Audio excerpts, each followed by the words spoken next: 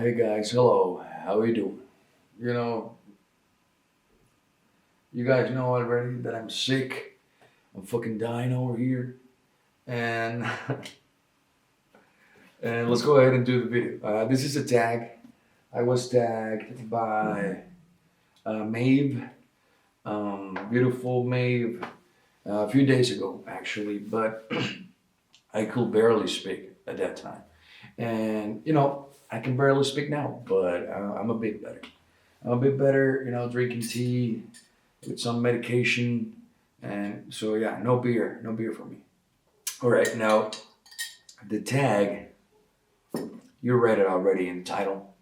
It's the reader's profile tag. So I have Maeve's video here just to see the questions, right? Because these are quite a few questions, and I want to get them right. So the first question that I have is, what for you makes a good book? Now, what people usually say to this question is, you know, the character development or the story of the book. And yeah, that can make a great book. I mean, that's something that I look for certainly in my stories. Great character development and a great story. I mean, but that's redundant for me. So, what makes a good book a good book? For me, and I know that some people don't like this, it's the prose. It has to have great prose. I'm not saying that I can't read a book with regular to good prose. I'm not saying I don't read those. I'm just saying those are not great books. For example, let's go to the extreme, right? Um, Okay, it's all the way up there, so I'm not going to get it. But the Ulysses by James Joyce, right? Or Dubliners by James Joyce. Those are great books because the prose makes you feel, um, how should I put this with that? Makes you feel engaged with the book, but also it's sort of a challenge, right? To read Joyce. At least for me, it is.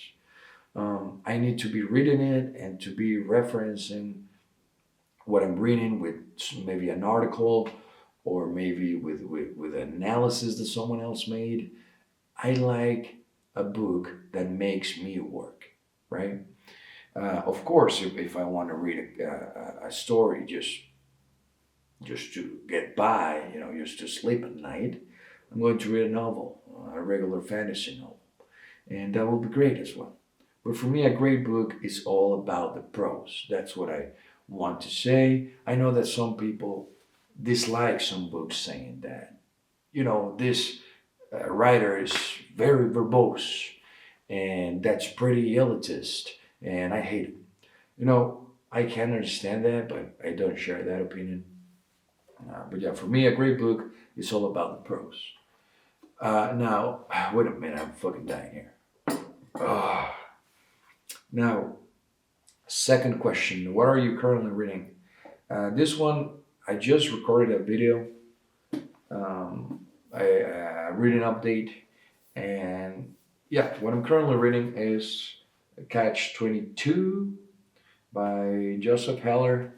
And what I mentioned last time is that this is it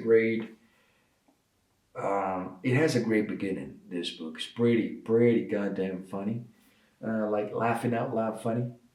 But after some time, it's the same joke. You just get told the same joke one over and over again. And it might be for some people. For me, it had a great 20% at the beginning, and then it's the same thing. I'm going to finish this by the weekend, I believe. Today is what, Wednesday? Yeah, by Saturday, maybe Friday, Saturday. I have a lot of work, so. All right, next question. What's the last book you didn't finish and why? Actually, I explained this in my last video as well. The last DNF that I had was Fort Wayne. Fort Wayne. What a mess. What a fucking idiotic book, man. I was reading. I told you guys already that I was reading that to do a video like titled um, "Man Reads Four Wing" or fucking "Dude Bro." Literary douchebag reads Four Wing or whatever. But I couldn't do it, man. I got to like 30, 35%, and I was done. I was done. And it wasn't an unpleasant experience because I was laughing at the book all the time, at the fucking language, at the scenes, at the story, at the characters, at everything. It's so, so bad. Like laughing out loud bad. I don't know how many, I don't, okay, I'm going to control myself here because this book makes me mad, but I don't know how many adults can look at this book and actually say, I just got done reading a great book and it's fucking forward. Have shame of yourselves. Well, yeah, it's a horrible book. Don't read it. Don't ever read it. Stay away from it. All right. Last book you didn't finish. Done. What obscure book do you wish other people would read? All right. This is a great question, and I do have one here for you guys. I just need to find it. So I'm going to cut the video, and I'm going to find that book, man. All right. It took me a while to find it. Actually, I had to get up, and it was in my the other stack of books that I have here. So the obscure book that I want to recommend to you guys, if it's translated to English, is Lolek. Lolek. It's this book was written by two different people, which are Raúl Veronica and Emma de Veronica, which it's a marriage. I remember. I read this years and years ago. I was in university. I had like 20. I'm 28 now, so yeah, I had like 20 years old. And this book focuses on oh, and it goes along with the month. I believe it's Indigenous month something, right? So this book focuses on an indigenous woman. Well, it's a girl at the beginning of the story by the name of Lolek. She's from the Yaqui tribe here in Sonora, right? And she goes. You follow her. She goes from being a member of this indigenous people, going to school, going to university, and actually getting into medicine, right? She wants to be a doctor for her people, and she actually achieves that. But you follow the protagonist through her adolescence, her uni life, the first time she experiences a sexual relationship and that desire, how she sees that desire. So yeah, it's pretty interesting. I haven't thought about this book in a long, long time, and when I read this question, I immediately thought of it. So it's pretty interesting. Low leg. It's been with me for quite a few years now, and this is the second time I'm holding it. So maybe I should reread it. It's pretty short. So yeah, low leg. All right, next question here. What's the longest book you've ever read? And I don't know if this is like, well, we're going to find out. We're going to find out right now because I'm just looking for War and Peace. Just one second. All right, so I had it over there. Now, I know that Maeve, I believe she pulled out a Shakespeare book with all of the works. That's a great edition. I mentioned to her that I was looking at that edition. Every video she makes, I was eyeballing that edition. Right, she had a bit of hiding to right here. But yeah, I really don't know. So we're gonna find out together. This edition of War and Peace that I have here is 1,000 217 pages. Yeah, it's really small. You're not gonna see it, but 1,217 pages. This edition of El Quijote, Don Quixote de la Mancha, it's let me see here. It's 1,037 pages. So for now, War and Peace is the longest. But I read actually this book as well by Joseph Conrad, which is the complete short stories of Joseph Conrad. And I know that this is a big book. I just don't remember how long. And we're gonna see here. This is a Spanish edition, by the way, so it should be long. Oh, what did I tell you? Oh my God! This book, it's, if you can see that, 1,540 pages. So 1,540 pages. God damn. So no doubt, this is the longest book I've ever read in my life. Joseph Conrad, the complete short stories, short novellas, or whatever you want to call it. Jesus, yeah. And I got this at a bargain as well. It was new in Busca Libre, which is a page for books that we have here. And it was like at 300 pesos, which is like, I don't know, like $13, $14, more like 15, 16. But yeah, it was pretty cheap. So I'm glad I got that one. And yeah, it's a pretty big book, 1,500 pages. God damn.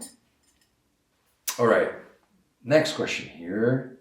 If you could have a dinner party with 5 fictional characters, who will they be? Who will they be? You know, if you could have a dinner party with 5 fictional characters, who would they be?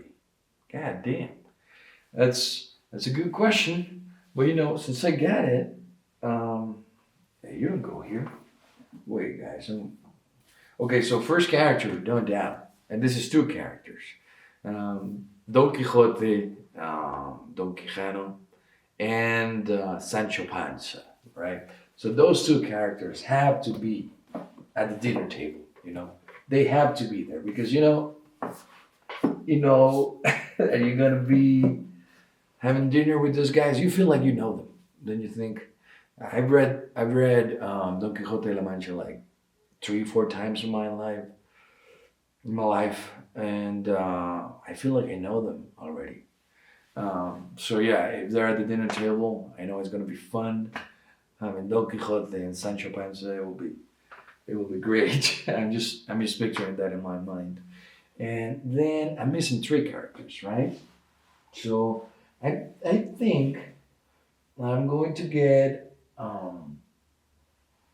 Ned Stark from Game of Thrones, right? Just as a contrast from Don Quixote. So that's 3. And then I'm going to get, and I'm going to cheat here. I'm going to get, oh, you know what?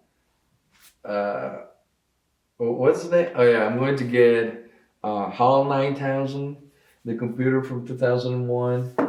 It's gonna be good having the character there, and of course, oh my God, it has to be there, the Count of Monte Cristo, right? Dante. So it has to be. Yeah, those are my 5. It's pretty fun. Yeah, it was a good question.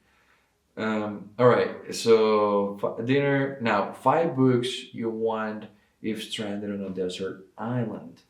Now, this is easy. Knowing now that the longest book I've read is the one from Joseph Conrad, I'm taking that one with me. How many were? 5 books, right? 5 books you want if stranded on a desert island. All right. So Joseph Conrad, Don Quixote. I'm going to cheat here, And I will say that I'm going to count as one the Preacher series. So Preacher, I'm not going to tell you what it's about because this is a long video already. But yeah, the Preacher series, that's three. What else? Uh, oh yeah, this book is great. American Gods. The reread qualities of this book are great. I've read this twice and I want to read it again. American Gods, that's great, great, great. I know that Neil Gaiman, it's a bit of a hot topic right now, but the man can write. What do you want to say? And then, of course, Umberto Eco's The Name of the Rose. It's a beautiful book. Um, it's a very dense book, right? But it's beautiful. I believe those were five. If I'm wrong, I'm sorry. Now, one book you could not put down. This one. This one is, and I've been thinking about this. You know, I like to read historical fiction, but more than that, I like to read the OG of historical fiction, and that will be Sir Walter Scott. This is a copy of Ivanhoe, the knight Ivanhoe, and this is a copy that I got in 2015. I was like what 19. Um, so yeah, the first time I read this, I was not able to put it down. And this is, by the way, the spread ages are golden, and I don't know if you can see that there in the camera. And this is also an illustrated edition. Well, let me find one for you guys. Sort of, let's see it there. It's a great adventure book, historical fiction. And what's more interesting is that while you're reading the text, Sir Walter Scott doesn't let you he lets you know within the text, within the narrative, that hey, the historical paper that I'm looking at right now doesn't explain how this happened, but here in the story, I believe it happened this way. All right, so he lets you know. He lets you know that the book is based in real characters, in real history, and he delivers, man. He delivers great. So yeah, Ivanhoe. It's time I reread that one. It's a great book. Now, last question. Oh no, second to last question. Five books or authors you will never read. Well, I guess this is pretty easy as well. Who's the author of Fort Wayne? Rebecca Yarros, I guess. So, real quick, Rebecca Yarros, Colleen Hoover, um, romances, any sort of romances, self-help books, and this is going to surprise you guys, Stephen King books. I have uh,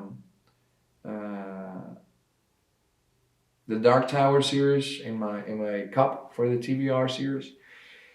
But that's it. I mean, I'm just going to read that series. I'm just going to read. I believe you have to read Salem's Lot and some The Stand, and I believe other one to really grasp what the series is about. So I'm going to read those, but I'm never going to read this plethora of books that Stephen King has. Right? There's just too many, and for what I've read is no one's ever happy with a Stephen King book, right? So yeah, I'm not going to read his catalog. I'm going to read the Dark Tower series, and I'm going to be done with it. So, last book. If you were to write a book, what would it be about? Now, I'm about to get published in a short story collection in Spanish, right? So the name of the collection is Brumas y Engranes. It's a steampunk short story collection, and I wrote a story in that book. And the idea that I had for that short story was for a book. But when I was actually writing it, I thought to myself, this could work better as a short story. Now, I've never completed a novel in my life, like an entire novel. I've written everything, like from comic issues that I have, but I really don't have an artist to actually portray those yeah, those scripts. And I'm also writing now. I mean, I guess like everyone, I start to write a story, and the story's there, and maybe I go back to the story and write a little. But I need to maybe sit down, do like how should I say this? Part of my routine should be writing, right? But the thing is that my routine is stacked. You know, I have like 3 hours maybe of free time in a day, and I have two jobs. I go to teach at a university. I get out of that job, and then I work from home, and basically that's my day, right? And my days off, the weekends, it's I just wanna rest, right? And yeah, that's why. But I'm planning to write a book sooner rather than later, and I have an idea already, which is it's not original, but I want to put my own spin on it, which is the gods living among the mortals, and how the relationship develops. Knowing, so these are not like um, incognito personalities that they have. Everyone knows that they're gods, that they had a lot of power in their time, but now not really so much. And how should a society form around these entities, right? So I'm exploring that idea. I have like, I don't know, like 100 pages written. And yeah, I don't, part of me wants to finish the story, but once I'm done with the story, I don't know, maybe I need like 100 more pages, 150. But once I'm done, I know that there's a lot of work, like just to publish independently, right? And I really don't know if I want to do that, or if I just want to read it to myself. But what's the point of that? What's the point of writing if no one's going to read it? And I know that some people tells you that, I'm just writing for myself. I just want to tell a story for myself and whatever. That's a lie. It's like people who make music. No, you're not making the music for yourself. You want people to listen to that music, no matter what you tell yourself, right? So anyway, that's my answer. Sorry, but yeah, that was a tag. I do want to thank you, Maeve, for tagging me, and I'm going to tag some people right now here in the video, just before I forget. And just give me a second. All right, so I'm tagging uh, people that I watch their channel. So I'm going to tag Grace Dion, Sean Hold, Natalia's Library, and who else? Who else? I have the list here. Um, Shelf Center, and that's it. That's it. That's it. Oh no, wait a moment. I'm going to tag Triumphal Reach as well if he wants to do this. That would be great. But yeah, I'm looking forward to your answers, guys. And let me know in the comments, what do you think about this, about my answers, about what I just told you guys. So yeah, see you on the next one.